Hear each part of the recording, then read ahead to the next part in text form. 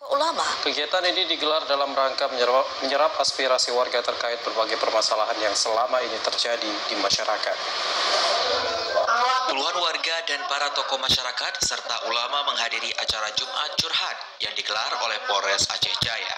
Kegiatan Jumat Curhat ini berlangsung di salah satu warung kopi yang ada di Kota Calang.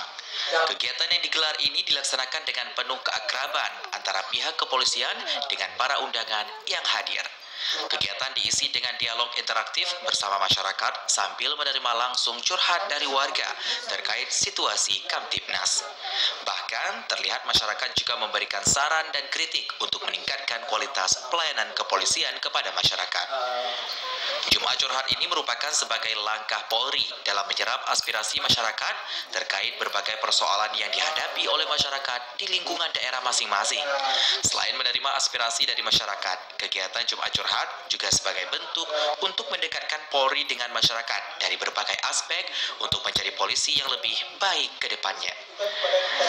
Kapolres Aceh Jaya, AKBP Yudi Wiono mengatakan, Jumat Curhat merupakan salah satu program Polri yang mendapatkan apresiasi dari Presiden Jokowi.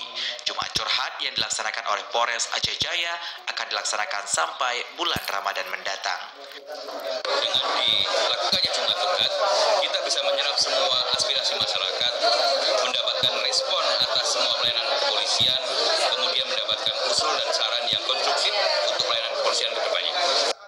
Dengan adanya Jumat Curhat yang digelar oleh pihak kepolisian ini, sejumlah tokoh masyarakat mengharapkan apa yang disampaikan bisa terlaksanakan demi Aceh Jaya yang lebih baik. Dari Aceh Jaya, Musliadi, TVRI melaporkan.